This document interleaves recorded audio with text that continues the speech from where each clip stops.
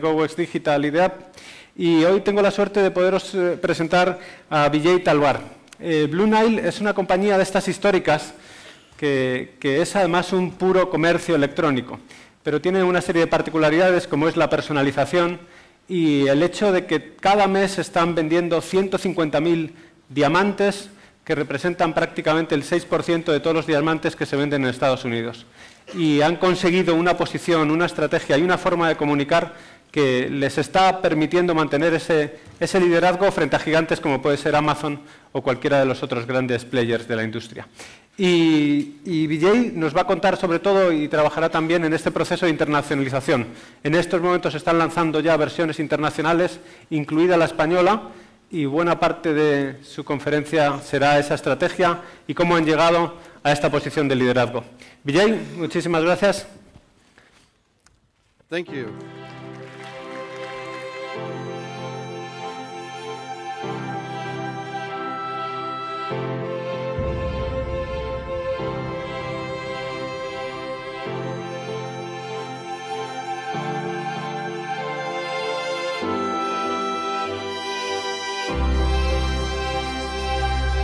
Diamond engagement ring from Blue Nile, because some moments deserve to last forever. Hi everyone, my name is Vijay and I work at Blue Nile, which, how many of you have heard of Blue Nile before? Just show of hands. How many, raise your hand if you've heard of Blue Nile. See, this is actually our number one problem is people don't know about Blue Nile. So that's why I kind of do these talks, because it's the easiest way for us to get the word out about who Blue Nile is and what we do. Just a little bit of quick introductions first, because many of you are new to the website. First of all, I'd encourage you to go to our website at bluenile.com, check it out. We only launched our Spanish website about less than a year ago. So, you know, you should check out, about 65% of our revenue is diamond engagement rings, so diamond rings. And the other 35% of our revenue comes from jewelry. And jewelry is everything from silver to pearls, to gold jewelry, platinum jewelry, as well as diamond jewelry and gemstone jewelry. So a couple of things I want to talk about that kind of are different about Blue Nile. I'm not going to spend all my time talking about Blue Nile. What I'm going to talk a little bit about is how e-commerce is actually sort of helping the world, making the world more flat, how e-commerce is helping brands become global faster and faster. And a good example, the reason I'm standing here in front of you, I've been with Blue Nile now for about 3.5 years, and I was hired in to Blue Nile 10 years after it started to basically start up their international division. So I was the first full-time employee dedicated to international. And over the last 3 years, we've launched websites in Chinese, Japanese, French, Spanish. We have expanded to now about 45 countries. The last two where we launched the United Arab Emirates and, you know, serving out of Dubai, and now we are actually in China, so we have an office in Shanghai as well. And for those of you who are interested in buying, our office in Europe actually is based in Ireland, so all of our products actually get shipped out of Ireland. So that's just the history of the company. You might find it surprising a little bit in terms of, you know, a lot of the questions I get from people all the time, obviously, is, you know, do people really buy diamonds online? You know, how much do you sell? What do you sell? So 65% of our business where we sell diamond engagement rings, the average ticket per transaction is $6,500. And we ship that through pretty much regular mail, FedEx, UPS, those type of deliveries. So we have built a system where people over time have started to trust us more. People know that we're a NASDAQ-listed company, and so they have that trust. The other thing that makes a very big difference for us is the fact that you get a GI certificate with the diamond. So you can verify the diamond. You can go back. You can hold on to the diamond for up to 30 days. And if you're not happy with the purchase, you can return that diamond. And so we stand behind our products and our warranty of the product. So that's essentially the business model that was created all the way back in 99, 2000, built the $300, $400 million business in the US, and my job was to basically take that business model and make it global. So I'm going to talk a little bit about what I think is happening in the global world of e-commerce. And as we talk about it, I'll give you some examples of what I think has happened historically and where I think some of the things are heading. So we start with The World is Flat. I don't know if you guys have read that book from Thomas Friedman, but he talks a lot. The very first chapter of that book, he talks about how he's teeing up on a golf course, and somebody tells him in Bangalore, India, and they say to him, hit the ball between the IBM sign and the Microsoft sign. So that's the world we live in. We become a much, much more global world, and one of the things that does is it helps brands like ours, which are very, very small, become much more global. So I wanted to sort of talk a little bit about the evolution and how things have progressed over time. I've used examples from my own history. So prior to working at Blue Nile, I worked at Nike for many years, and after Nike, I actually lived in India doing some not-for-profit work for a few years as well. So I wanted to talk about my own experiences and what the view of the world, the way I have seen it. So we'll start with kind of what I call the phase one in terms of brands becoming global, so retail brands, right? So whether it's Coca-Cola or Zara or IKEA or Nike. I'll pick on Nike and IKEA because those are two great examples of brands that became global. But one of the things that fundamentally helped them become global faster was the notion of they had a very global supply chain. What do I mean by that? So if you look at Nike, for example, Phil Knight, who's the founder of Nike, was actually a distributor for a company called Onitsuka Tiger, based out of Japan. When he lost that distributorship, he created the Nike brand, but he was having the shoes manufactured originally in Japan. As Japan became more and more expensive, he started moving that production to Korea. As Korea started becoming more expensive, he started moving that production to Taiwan. As Taiwan became more expensive, he started moving that production to the Far East. So we started manufacturing in Vietnam, in Thailand, and then eventually a lot of the production has ended up in China. But what that does is you had teams on the ground in each of those countries. So when the company decided to go global, and today over 50% of Nike's revenues come from outside the US, it was because they already had those people on the ground. If you think about the second part of the revolution, and this is, I grew up in India, but I spent most of my time living in the US, and then I went back to India in about 2007, 2008, and I was there for about 3 years. And the most surprising thing for me was I lived in a little community, if you will, so it was an expat community, and most of the people that worked there worked for either Cisco, Accenture, IBM, and it was amazing to me. IBM to me is like Levi's and Coke, right? It's a quintessential American brand, right?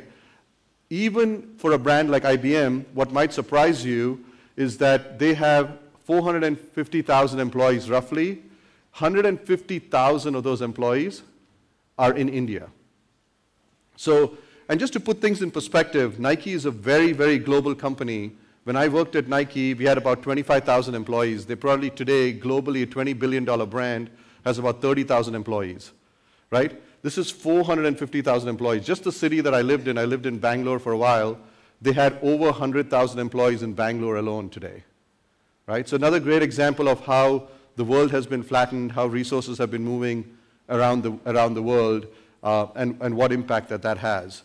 If you start to fast forward that's the kind of the starting point, and you start to think about, what the next phase looked like. This is where I use Blue Nile as an example, right? So, and there are a lot of examples in terms of companies. Amazon obviously is very, very global. They're very, popular, I'm told, here in Spain as well. What we did at Blue Nile is we started the business by selling into English-speaking countries. So our top markets used to be markets like Canada, UK, Australia. Those were the easier countries for us to relate to because they have a big engagement culture. So they have a big diamond engagement ring culture. And the language was easy because we already provide the customer service. We already had the website. It was easy, relatively easy to import and export products and diamonds specifically into those countries. The next set of countries that we actually moved into were basically getting into the rest of Europe from the UK, using the UK as a base to get into the rest of Europe, getting into markets like Hong Kong, Singapore, Taiwan, Macau, which is really largely funded by the money that comes out of China, getting into Japan, which was the world's #2 market for diamonds, and is now actually, China has outgrown Japan to become the new #2 in in terms of diamond retail. So what we have done over the last year or so is spend a lot more time and energy trying to figure out how to get into China. So we launched a Chinese website. We actually got a team on the ground with local manufacturing capabilities, and we're able to ship to customers in China now. Right? So a lot of my time was spent thinking about markets like, so if I give you just one statistic, between Japan, China, Middle East, and India, the size of those 4 markets is basically bigger than the US market, and US market is the biggest in the world, right? So if I'm going to try to build a business which is going to be the same size as the US business, I have to make sure that I'm not just successful in Europe, but I'm also very, very successful in Asia, right? So a lot of our focus has been on Asia, and we ship now to over 45 countries. Our supply chain is another thing I wanted to talk about very quickly. When we first started, most of our diamonds that were on the Blue Nile site were coming from New York, or a few from Los Angeles. Now, if you look at our diamond supply chain, our diamonds sit in Israel, they sit in Antwerp, they sit in Mumbai, they sit in Hong Kong, in addition to the diamonds that we have in the US. So we've become a much more global supply chain over time, and that's really helped us. One important distinction I want to make about Blue Nile, and the reason Blue Nile has been able to avoid competitors. So we offer 150,000 diamonds for sale at any given point of time on our website. But those diamonds are exclusive to Blue Nile. So what I mean by that is the diamonds you find online on Blue Nile, you will not find them on Amazon, you will not find them on eBay, you will not find them at any other jeweler. They're exclusively online. They belong to us because we have a very deep relationship with our suppliers that we've built over the last decade.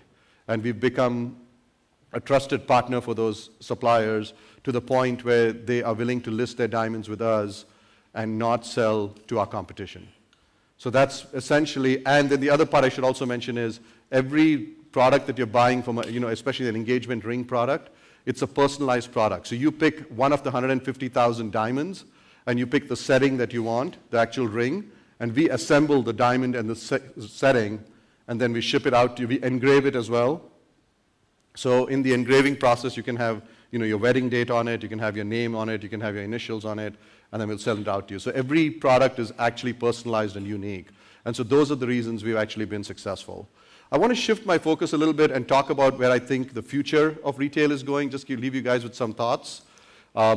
This is an image of what a concert used to look like just maybe 15 years ago, right? This is the image of what it looks like now. So you guys can see, you see a lot of phones and devices and computers. I can see here in the audience as well. Everyone has at least 2 or 3 devices on them. The world has changed, and what I'm trying to do is give you a sense of what I think it'll look like over time and what happens over time in the world of e-commerce and in the world of retail. The first thing I think is that inspiration can come from anywhere, and which also means competitors can come from anywhere. How many of you in this room have heard of a company called JD.com? Just show of hands, anyone? Nobody, okay. They used to be called 360buy. A couple of people here already know. So 360buy is the largest B2C retailer outside of the Alibaba group in China. And they used to be called 360buy, and now they are called JD.com. Why am I mentioning them? JD.com for years has had something called 211. What does 211 mean? It means if you order by 11 p.m. at night, you will have the products by 11 a.m. the next day. If you order by 11 a.m., you will have the products by 11 p.m., right? If you read about Amazon today, at least in the US, and I'm sure here as well, a lot of the talk is about how many warehouses they're building and how they're going to provide same-day delivery. The point I'm trying to make is, even though Amazon is such a big company, and I'll also give another example at the end of my conversation, which is another Amazon example, but even though they're such a big company, they have actually not been successful in China. But what they've done is they've taken the learnings of why they haven't been successful and applied that to other markets in Europe and in the US. Next thing is traditional retailers, right? So this is Home Depot. Think of it as one of the largest sort of home improvement stores. The guy in the middle there is the founder of Blue Nile. His name is Mark Vadon. He joined the board of Home Depot recently. So again, boards of traditional retailers are trying to increase their digital IQ. They want people with online and e-commerce experience to be part of their board of directors. right? Not only that, they bought another company called Red Beacon that goes out and gets you contractors. So if you want a carpenter, or if you want something is broken in your house and you don't want to fix it and you want to get somebody to fix it, you can do that.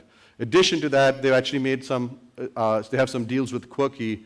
I believe Quirky presented here last year, but what they're doing is they have a partnership where there'll be specific products that will be created for the home, and they'll be retailed through the Home Depot stores and online.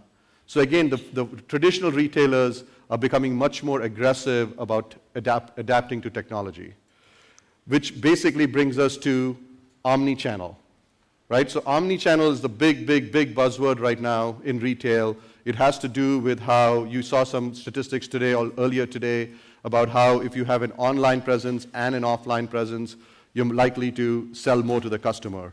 This is a company called Hointer. It's an ex-Amazon executive who created this company. And when you walk into the store, you use the app to check out the pair of jeans you like. It'll tell you to go to the changing room. The jeans in your size will already be in the changing room. You try on the jeans. If you like it, you walk out. They bill your credit card directly. If you don't like it, you put it in a different place. It takes it out of your shopping cart. So it's completely seamless. The entire store can run with one person, right? And so it's a completely different inventory model. You're not trying to put all the products you have into the store. You put everything in the back of the house. You put one of each style outside. So it's a much better experience, a much better visual merchandising experience, right? So I don't know where omnichannel is going, but there's a lot of action in the space. I think the reality is there is some truth to the fact that eventually there's going to be a convergence between online and offline, and you're starting to see that already happen. Another thing I want to talk about, you can't talk about e-commerce without talking about mobile. The example I use here is a company called Zulily. Anybody heard of Zulily here? Okay, a few people. So Zulily actually has been founded by two ex-people from Blue Nile, including the founder of Blue Nile and the person who was an executive at Blue Nile. They are actually planning to, in the process or thinking about going public soon. But in their S1, one of the interesting statistics that they mention is that 45% of their revenue comes from mobile devices, right? They sell mostly to moms, and they sell a lot of clothes for girls, as well as for children, as well as also then they've increased their product portfolio to sell to moms as well, right? The average ticket is very different than Blue Nile. Earlier I was talking about $6,500 average ticket at Blue Nile. The Zulily average ticket is much lower. It's more like a deal site that does deals for like 2 to 3 days, and you buy it because otherwise you'll run out of the product. So people go there regularly, people go on their mobile, they're constantly shopping. Another piece of this is crowdsourcing. It's kind of funny, if I actually met some of the people that I met here today, I would have used different examples here. So if you guys had a presentation from Instacart, and they talked about crowdsourcing for delivering groceries, that's a great example. There's a person I met who I think is presenting after me who talked about, who works at Naked Wines, and Naked Wines is doing crowdsourcing to create wines, right? So one of the things that we do in our phone app is we have something called a Dream Box. And the Dream Box, even though it's almost about 3 years old now, on average, it's been downloaded in over 90 countries, and on average, when people come to this app, they're viewing about 38 to 40 pages. And one of the reasons it's so sticky is because there's something called a Dream Box. I can just hit that little shake button, and it'll rotate the box, and it'll show me a new ring. And when you see the ring, it's that ring, you can buy exactly that ring if you want to buy it, right? So you can hit the call button, and you can say, hey, I saw this ring, I want to buy it, can I get the same price, or can you get me something similar, right? So it gives you ideas, and so what you find here is that you have a lot of brides who are coming in and looking at this and kind of trying to figure out what type of ring that they want. My last slide on this is about, I actually work for a not-for-profit organization called Splash. I'm the president of the board. It does clean water in Asia, so in China and Nepal and many other countries in Asia. And Eric Stowe is the founder of the not-for-profit, and he just gave a big TED Talk on how to kill your charity. And what I loved about the TED Talk is that is actually a very similar philosophy to what it is that Amazon uses. So when Amazon came up with Marketplace, again, I believe that Marketplace was inspired by the Alibaba Group and the Tmall concept, which has the #1 market share in China. what they basically said is, even though we're a retailer, even though we carry inventory, we're going to go out and create a marketplace that will compete with our retail business. The concept is very simple. If you don't focus on trying to cannibalize your own business, your competitors will. So constantly reinventing yourself is the key to retail. And so you're actually trying to figure out a way on how to kill your own business, right? And it's really, really important in my mind. So in terms of just some parting thoughts on this, I would say this from my experience. And again, I travel to China every 6 to 8 weeks right now. I'm based in Seattle. Like I said, I have a team here in Europe, based in Ireland, and I'm originally from India. I've lived in 3 different continents. In my mind, in order to be a successful global e-commerce or a traditional retailer, you have to be successful in some key markets. And it used to be historically, it was just US and Europe. I think it's no longer just US and Europe. I think it's now become US, Europe, and China. And what that also teaches you is the model is so different in each one of these geographies that you end up being able to solve for the whole world. So I'll just leave that thought with you in terms of, as you're thinking about taking your ideas global, you got to think not just about the European market, which is complicated, but also think about the US market and also think about the Chinese market. Thank you. Thank you, Vijay. De nuevo, turno para preguntas. Supongo que habrá alguna o será difícil después de comer. Por allí. Mic coming, sorry. Hi, thank you. I wanted to ask you, what if someone buys the ring and then wants to give it back and gives you something else?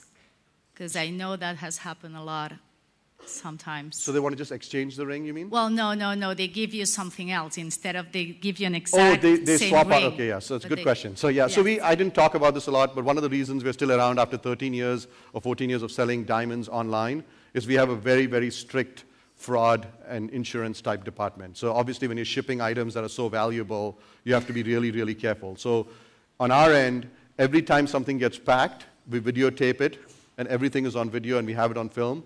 Every time something gets returned, we open it under the camera. And it's looked at right then and there, because the nice thing about every diamond is every diamond has an encryption inside. And so you know what the GIA number, so we only deal with GIA certificates because the GIA number will be inscribed inside the diamond, so you know if somebody swapped it out in like 2 minutes of looking at the diamond. And so we can look at the diamond, and if it's been swapped out, then we go back to the customer. And in many cases, customers obviously try to argue that they never touched it. We've had cases where people will return an empty box, right? We've had cases, I mean, we've had some really interesting cases over the years, but the reality is that we do a pretty good job with our fraud and prevention, and we have an ex-FBI agent who basically heads up our security department. Trust me, you don't want to have a conversation with him. Ring is from Blue Nile. Oh, it is? Yes. There you go. Congratulations. Yes, over there.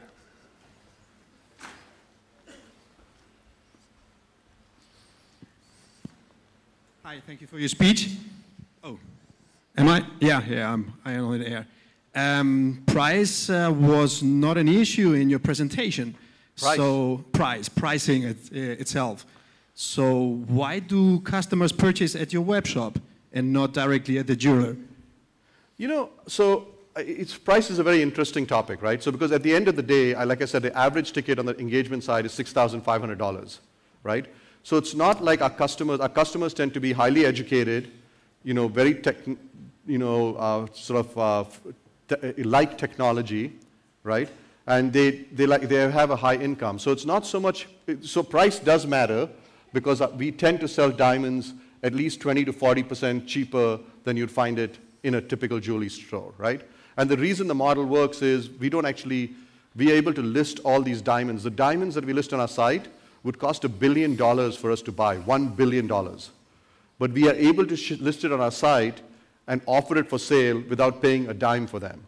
And that's our strategic relationship with our suppliers, right? So therefore, we pass those savings on to our customer.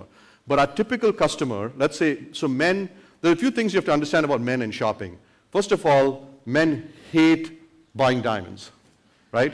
You're kind of hoping you only have to do it once, and you're kind of, this experience of walking into a store and knowing that you know a lot less than the salesperson is a horrible feeling, right? For all of them, I can see some people smiling and nodding. So that's what we're changing. We're changing basically, we're educating you on diamonds, telling you why the GIS certificate is important. We're telling you cut versus clarity versus the color, what are the most important variables, how to trade. And what we find is that men shop with a budget in mind. So if I have already made a decision that I'm going to spend $10,000 on my ring, I'm going to spend $10,000 if I go to Tiffany's, or I'm going to spend $10,000 if I go to Blue Nile. So price is important. Where the difference comes in is that I buy a bigger and a better diamond, typically. That's what we see. So it's a very different model. Most of online is always about trading down and saving money. Our business model, because it's a luxury item, it's actually, in a sort of a weird way, it's about trading up. So that's why I don't talk much about price, to answer your question. I'm exactly this kind of profile. And if I set in a price for a diamond, I do not have any clue about which diamond I would purchase. So do you also offer international customer care? Yes, we do. So we have 24/7 customer care. Our Spanish customer care right now is not as good as the English customer care, but you obviously speak very good English, so that should not be a problem. And we are working on trying to get much more 24/7 customer care in Spanish as well. But what happens is, here's another surprising thing, another statistic that might surprise you. A disproportionate number of our customers, at some point in the process, between doing the research, going online, ordering the ring, a lot of times after the payment is made, but before you've actually received the ring, when you start getting really scared and saying, oh, what did I just do? And then when you get the ring, or afterwards because you have 30 days to return the item, at some point during that process, almost every customer actually calls us. So as much as we're an e-commerce company, we're also a high-touch company, right? So there's e-commerce companies out there that say, hey, the best type of customer service is you never have to call me, right? Because it's an efficiency model, it's about operating efficiency. Our model is exactly the opposite. You actually want you to call us because there's no way you know what you need to know about diamonds.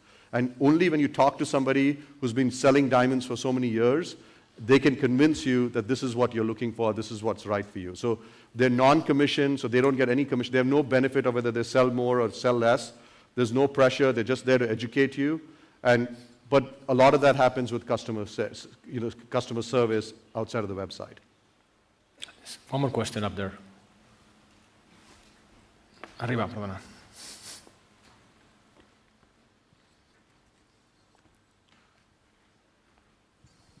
Hi. I would like to know if you can share with us how you're going to develop your brand in Spain. How will you develop your brand in Spain? Oh, a brand in Spain?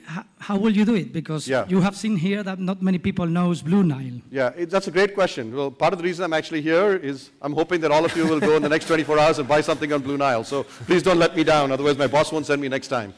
No, but in all seriousness, I mean, the reality about building brand, we're in a very interesting situation, right?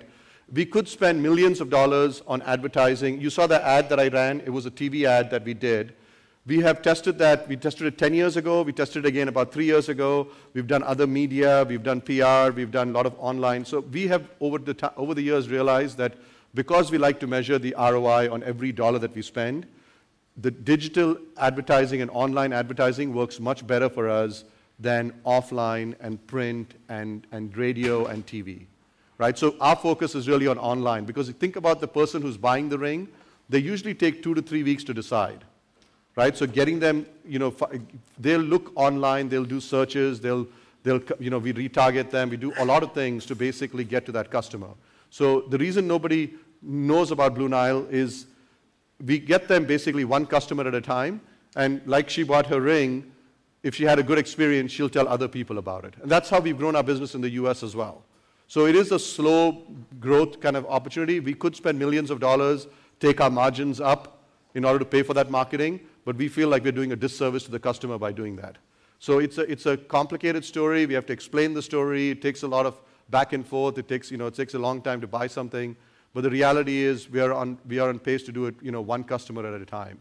And we're not in the global market for diamonds is, over $20, $30 billion. We're a $500 million company, right? So there's a lot of headroom, We're not trying to be overly aggressive about it. We'd like to do it in a much more systematic way. But really, we do a lot of our brand building with online vehicles, to answer your question. Una última pregunta. Sí. Breve, si puede ser. Vamos, una pregunta no retórica. Be short, is that right? Yes. It will be short. The other day I saw a film about diamonds in Africa. What kind of social responsibility are you taking with your suppliers, probably in one of those countries? Yep. That's a great question. So the question really is, if you didn't hear it, it's more about blood diamonds. I'm sure most of you saw the movie with Leonardo DiCaprio, and he gets into Africa, and there's all this sort of fighting going on with blood diamonds. So every diamond that we sell on our site has been through what we call the Kimberley process. So it's the global standard for diamonds globally. And what happens is, including the mine itself, the site holders who get the rough diamonds, the people who cut and polish the diamonds, and then retailers, we all have to sign a document that basically certifies that individual stone has been through the Kimberley process, and it's been sort of tracked through the supply chain. So what we ensure is that none of our diamonds, by adhering to Kimberley process, what we ensure is that none of those diamonds are actually blood diamonds. It's a good question. Thank you. Okay, thank you.